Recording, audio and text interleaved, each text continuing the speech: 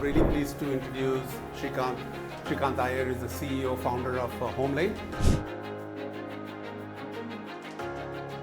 I started an interior design company without knowing the ABC of interior design. When I started, guess who was the most shocked? Not my investor. My wife was the most shocked because she said, you know what, you haven't bought one sofa in your own house. You're going to do interior design now for other people. I said, yeah, watch me. Let me try. I'm really pleased to introduce Srikanth. Srikanth Iyer is the CEO, founder of HomeLane. Have you heard of HomeLane, everybody? Everybody knows HomeLane? Okay. So I know Srikanth for years, and I asked him, hey, can you come and give us a talk? I'll tell you why I thought it was interesting on HomeLane. And if you think about it, he started the company in 2014. But he's a serial entrepreneur. This is his fourth startup. Yeah. He's a serial entrepreneur. He's his fourth startup. He started in 2014, and we started in 2015, just a year later. And they have done really well. They got marquee investors like Sequoia, Peak 15, you name it, they're all the investors. He has raised close to $200 million. And they have about 2,000 employees. 2.5, yeah. 2,500 employees, or close to 1,000 crore revenue. So, and they're going to be EBITDA positive, and they're also going to do an IPO in the same time frame as we want to do. So I thought it'll be a great time for me because they're also doing B2C, primarily B2C.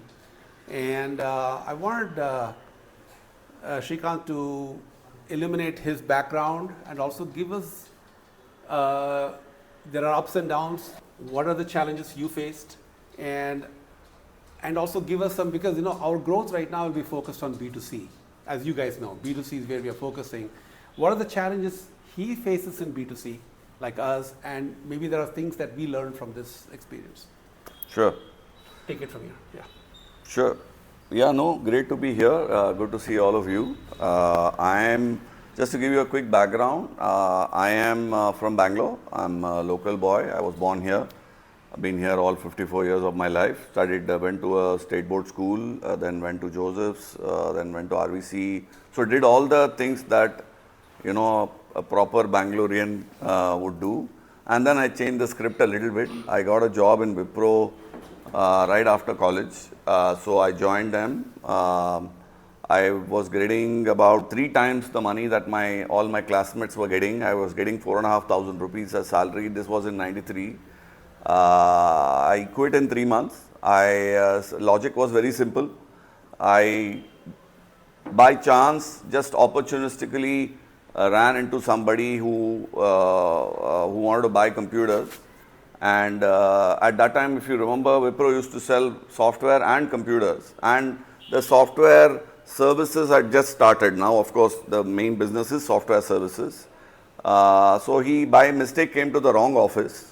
And I just chatted with him. I was going out for lunch, so he was in the lift with me. So I chatted up a little bit. And then I realized that there was about my salary, monthly salary worth of margin in every PC that was being sold. And I said, you know what, if I can sell one PC on my own in a month, which I think I can do, then I'm better off working for myself than for Wipro. And obviously got a little greedy. I said, if I can do more than one PC, then I can make more. So that was the logic. So very short-term thinking, if I may say so. But yeah, I mean, I can't complain now. So yeah, started that way. Did that business for about 7 years. Then started an edtech called EduRite. I don't know how many of you have been in Bangalore for a long time or went to a school which had an EduRite digital classroom. So we used to sell digital classrooms to schools also. Eventually ran a company which scaled to about 1,500 people. We did many things, including tutoring kids in the US online to running schools in India and selling digital classrooms to schools again. Did that for about 14 years and then decided I had had enough of education. Got fatigued by it, sold that business. Pearson, a company you may have heard of, they acquired that business. I worked for them for a bit and then I left and started HomeLane. So pretty much in between, I also started a services company, that's the fourth one. small IT services company. If you're in Bangalore and if you're an entrepreneur, you must start an IT services company, right? There's a must. It's a checkbox you have to tick. So Yep. a very small one, which also I sold recently. But yeah, so that's been my background. I'm a computer science engineer from RBC. Never coded after college. Only did business. I don't know. I started an interior design company without knowing the ABC of interior design. When I started, guess who was the most shocked? Not my investor. My wife was the most shocked because she said, you know what, you haven't bought one sofa in your own house. You're going to do interior design now for other people. I said, yeah, watch me. Let me try. And here we are. We are doing about 1,000 homes a month now. About 8 lakh rupees is the value per house. We are in about 35 cities, 2,500 people. And yeah, a lot of tech. So that's broadly been the journey for about 31 years. I'll talk a little bit maybe more about HomeLane. It's again B2C. Maybe I can tell you a little bit on how we tried to scale it initially, what challenges we encountered, and one or two mantras which really helped us refocus and rejig the business. Maybe I'll talk a little bit about that. So we started in 2014, and pretty much in the first 6 months, opened up a quick one showroom in a friend's place, and kept cost as low as possible. Opened up a showroom which was near Richmond Circle, so it was a nice area and all that, and started the business. To our utter shock, we started getting orders like by the dozens. I mean, chappad faadke they say, right? I mean, really we were getting orders chappad faadke. We didn't know what hit us. And I was thinking, 14 years, what did I do in education? I should have started this one. I would have made more money here and all that. I was cursing myself a lot. And then about 3-4 months later, it hit me because the one thing that we were doing was saying yes to anything that a customer wanted. For example, if customers wanted to make an office, we used to say yes. If customers wanted to break a wall and build something new, we used to say yes. Flooring change, of course we do it. Modular furniture, yeah, that's our bread and butter. False ceiling, yeah, of course we do. Lighting, yeah, of course we'll do the lighting for you. So we basically took anything and everything that came our way.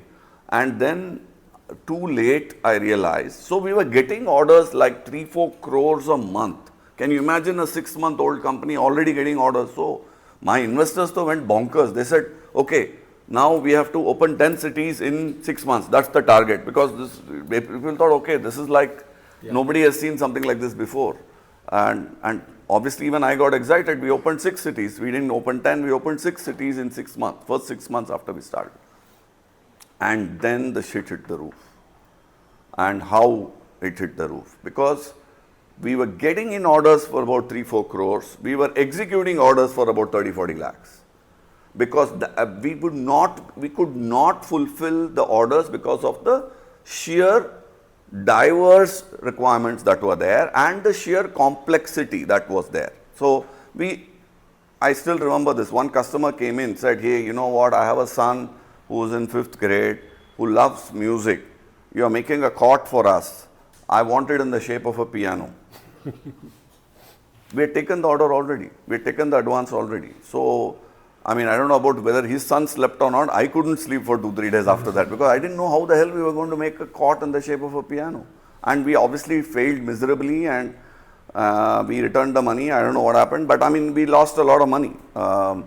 Then I realized that what I was trying to solve for was basically for any consumer to move from unorganized to organized. Basically, you go to carpenter or contractor, don't go to them, go to a brand. HomeLane is a brand.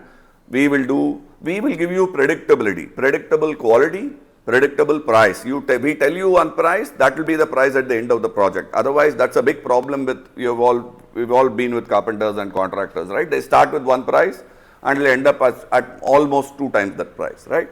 And the last one is predictable timeline. We said, if we say a time that you will get back your house, we should give it back in that time. So these were the 3 things that I wanted to change. And none of it we were changing. We were in fact worse than the unorganized market.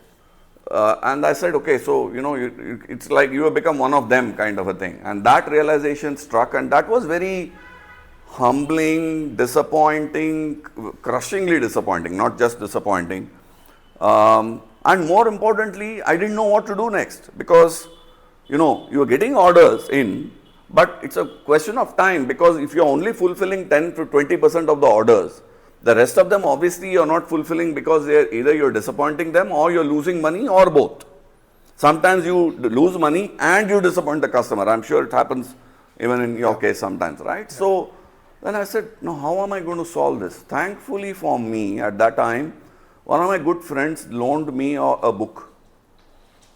And that book changed my complete perspective on this business. So that book is a book called Uncommon Service. I'd highly recommend it to all of you. It's a Harvard Business School published book. This is a lady called Frances Frey who has written that book. She's a marketing professor at Harvard. She was actually. She's now on the board of, I think, either Uber or WeWork or both. I'm not really sure. Haven't followed for the last 2-3 years, but she's written that book. Very, very, very popular professor. So the book says something very interesting. It says, no business in service delivery, no business can be great at everything it does. It says, if you try to be great at everything that you do, at best you will be mediocre at everything that you do. And give you one example which is which is common. I'm sure all of us would have used it. Let me take Flipkart. We have all used Flipkart, right? All of us. Fantastic variety. Do you agree?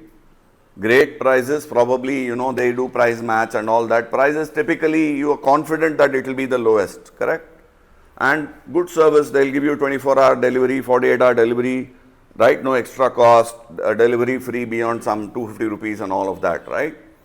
Now, they're great variety, fantastic range, which means that anything you want, if you don't find it on Flipkart, chances are you won't find it anywhere, right? Great, fantastic price, the cheapest possible, and very, very good. So they'll never make money. That's the reason why they'll never make money. Even at a scale that they are now, which is a few billion in revenue, I don't even know, I'm not tracking, they're still not profitable. And they will not be profitable.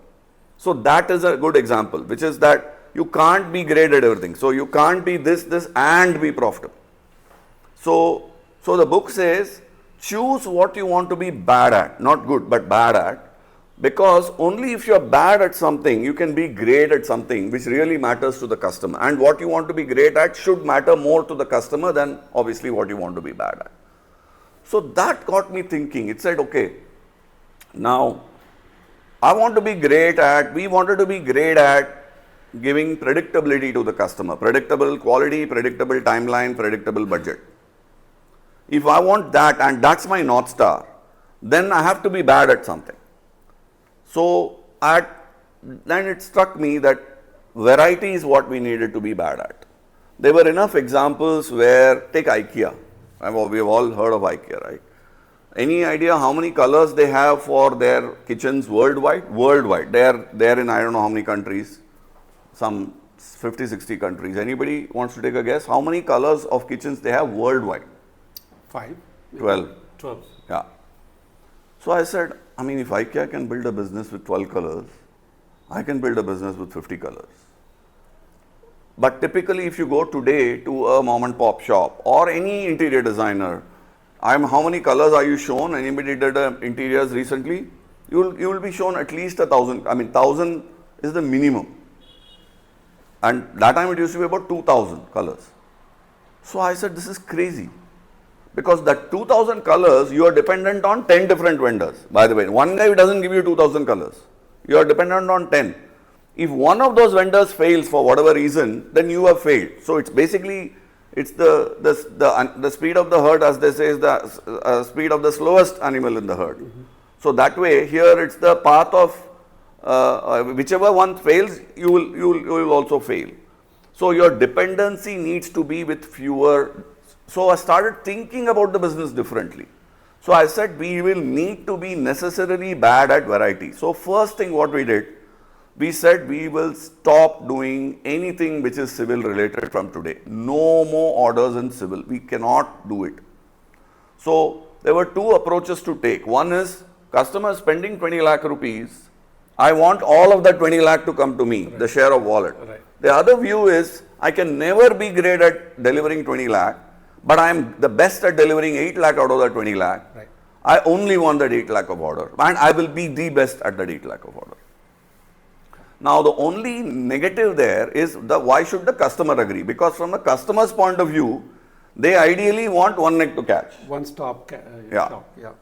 And why should they think? But the problem is then you educate them saying, you know what, unless you are like Lord Vishnu with 10 arms, and you are like one arm is doing carpentry, one is doing electrical, one is doing plumbing, you will never get somebody who will be great at 10 things. You will never get, I mean, it's not even in theory it's possible. So anyway you have to deal with multiple people. I am not going to do A, B, C, D. I will only do E and F. If you want E and F, come to me, I am the best. And how do I quantify and say I am the best? One is to say, you know that you will. So I said in terms of delivery then, let's give them a hard commitment on delivery timeline. Like akin to saying, whenever you book a driver, you will get the driver in 1 hour. I mean, just imagine if you had a promise like that.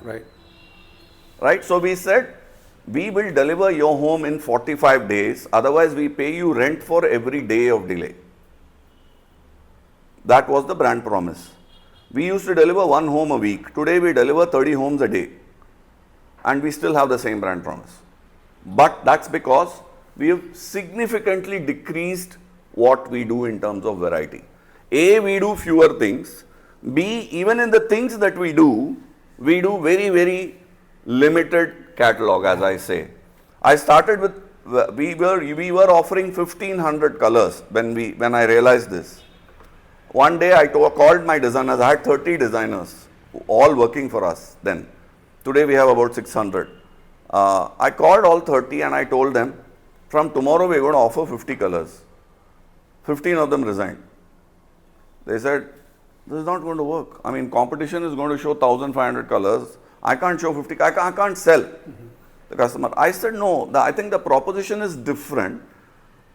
We need to be clear on who we want to be and then try and attract customers for our strengths, not for our weakness or for something that we are not. Let me give you one more example. Let's take food and beverage business, right?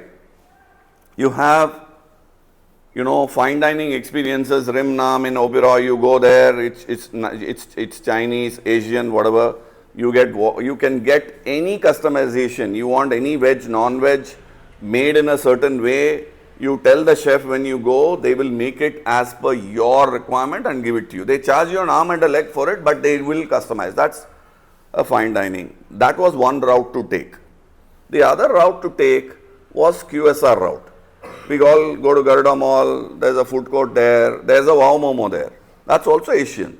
But they have 10 items on the menu. You will not get the 11th one. If you want more salt, you will not get it. He'll give you the salt, you have to put it yourself. Right? That's the other way. Either you become a fine dining or you become a QSR. Don't try to be both. Then you will become, I mean, you will basically be not known for anything. That was the biggest lesson for us. And then we kind of reduced our catalog to such an extent.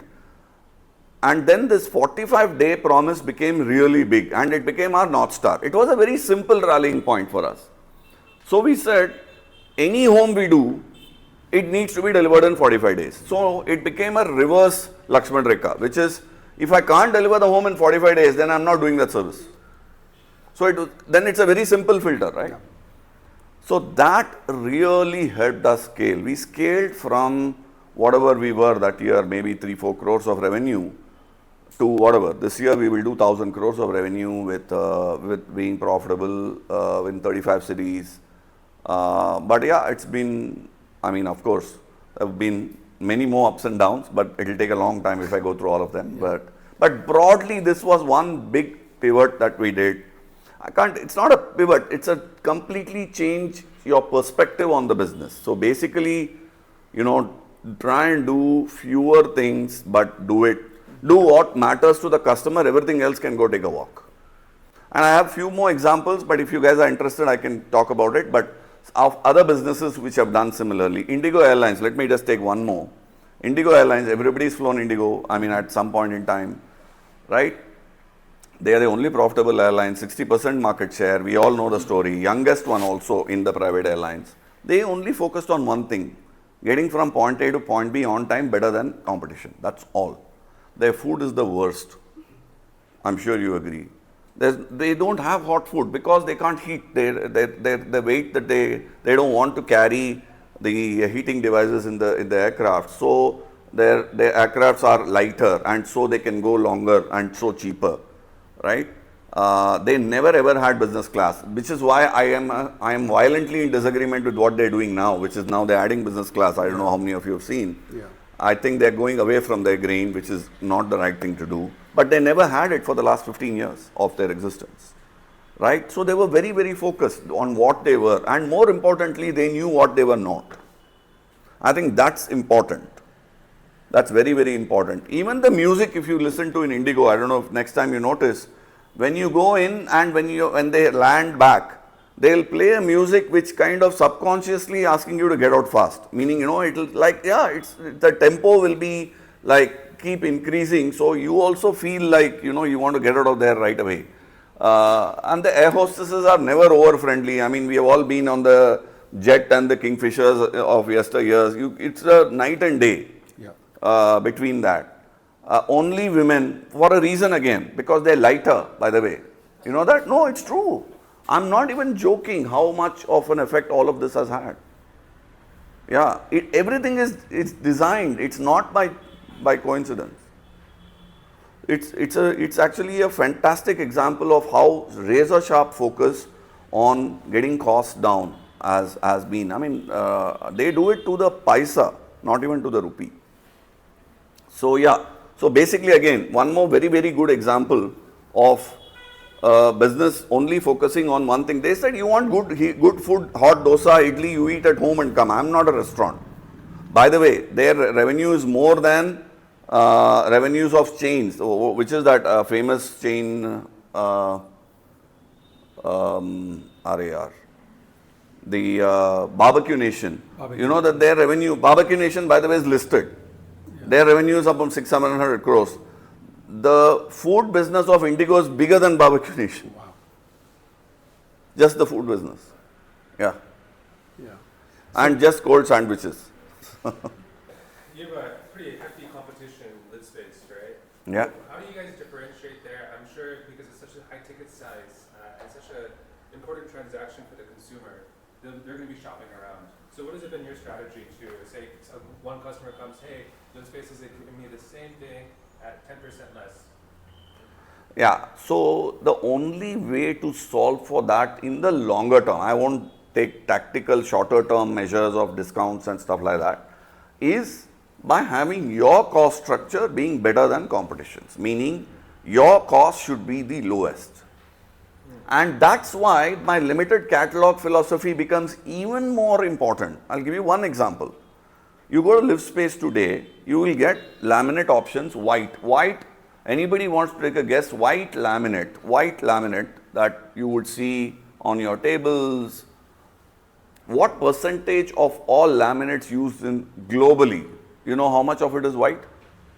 65%. So it's obviously like the, leading. Yeah. You know how many color options we give in white at HomeLane? 1. LiveSpace gives 4. Our volumes are similar. Let's say they are 10% bigger, we are 10% bigger, whatever, similar. Is it like grayish But white? for that SKU, no, they give sparkling white, bubbly white. We say white, take it or leave it, white, that's all. That's it. Yeah. So my volume for white laminate is 3x their top white laminate volume. I get it at 20% cheaper. Same vendor, same merino laminate, same vendor, because my volume is higher. Yeah. So I have won the game. That is where, so we are the same size, by the way, similar size in India, 100 crore here, there, they may be bigger than us, or vice versa. We are EBITDA profitable, they are at minus 20% EBITDA today. And this is a 10-year business. So this is not, I'm not talking to you for a short term, something like that. So that's where the model becomes so important, because in our business, I don't know how it is, I'm sure it's similar for you. The biggest cost is COGS for us. Yeah, same. 80%, For us, it's 50. But still, if I have to save 0.5% from design or from installation, I have to tear whatever remaining hair I have out. But I can save 0.5 and 1% very easily in my COGS by doing things like this. Yeah. That is the differentiator, big differentiator. So in a way, it's also made me far more competitive, because my cost is lower. I can offer at a lower price. By the way, we are at an average about 10% cheaper than live space, at an average, and we are still a bit positive, and they are at -80. So the question I want to, you mentioned Design Cafe, you acquired last year. Yeah, Now they seem like in the similar business as you guys. it's exactly the same. You acquired your competitor. Third largest. They Third were the largest. third largest. They were about 140 crores last year. Right. This year, the year before we acquired them, last year, which is FY25, they did about 175 crores. Right. So yeah, they are the third largest after LiveSpace and us. How was the acquisition and the post-acquisition? Was there a philosophical differences or things, was a smooth transition? So it's a complicated answer, but let me try. I think there is a reason why 70% of all acquisitions globally fail. That's the data, documented data at least. Only 30% of them actually fulfill the objective for which any acquisition was made. Most of it are not hard reasons, they are because of the softer reasons. This is more because, either I can't give up control as a founder, or I refuse to report into some XYZ, or I feel that my guy is better than your guy in procurement, your guy should go, my guy should be there, and that's not happening. Issues, again, softer issues. So to me, I think it is super clear to put all the cards on the table, especially if you're the acquirer, and here obviously we were the acquirer, we were the larger company. You need to show that what we call in Hindi as badappan, the largeness of heart, if you are especially acquiring a smaller company, because I think that builds a lot of trust, and that's where you start basically. I have known these guys for the last 2 years, by the way. We didn't make an offer till whatever, 6 months ago or 9 months ago. But I only made the offer once, not after seeing the revenue grow or after seeing any tech, or they had not built too much of tech. In fact, the reverse, we had built a lot more tech than them. The only reason why we felt it is, actually there were two reasons. One was very business-like. We got married for dowry. I went and told the investors, you know what, I'll acquire this business. Why will it be good for you? Because you're running, there's a 140 crore business today. If and when they go IPO, it will take them 5 years at least. I'm fast forwarding that event for you by at least 3-4 years. Right. So you have to pay your way. So if I acquire, you will invest into the company primary capital. And that was one reason. Very clear. I was super clear. And I in fact put a number also on the table saying, this will be the relative valuation and this will be how much you will put in. If these two are okay, then let's talk. Otherwise, no. And they agreed, and that's why we did it. The second reason was that Tanuj, my co-founder, and me are non-practitioners. Like I told you, I don't know how to, to save my life, I can't design. And nor do I want to. It's not been. But at this stage, we thought it's good for us to, in the leadership, to get some very good talent in the architectural design, interior design side, and both Shazan and Geeta, both are architects. And they were willing to sign on for a reasonable period of time. Nobody can say 5 years mein kya hoga, Right. but they were willing to sign on a lock-in for 2-3 years, which I thought was enough for us to kind of integrate it. So that's what I thought, similar business they just acquired for growth. Yeah. So they get bigger and be same level as live space, and potentially IPO is faster route for you too, right? Yeah, more for them than for us actually, because we could have More gone on even the- with 600, without 700 crores, we Right. could have gone IPO, Easily, yeah, yeah. but they could not have. Yeah. And those are the usually because the talent they had, Correct. the founding talent. And the investment. I mean, I'm very clear. I mean, there's no, like I said, we got married for dowry. I mean, that's really as And blunt their as that. investors had to agree to this, right? Their Yeah, investors, yeah. So I actually first spoke to the investors. Yeah. Then only I met the founders. I didn't even meet the founders till I was sure. And they put money when you acquired, into this. That was a necessary condition. Yeah, that's what I said. Yeah. Yeah. Yeah. Interesting, guys. So I was reading that a few months ago. So good. All right, guys. We're wrapping it up. Thank you so much for everybody for coming in today. I hope this was inspirational. And thank you, sir, for coming. Welcome. Thank you, thank you, thank you.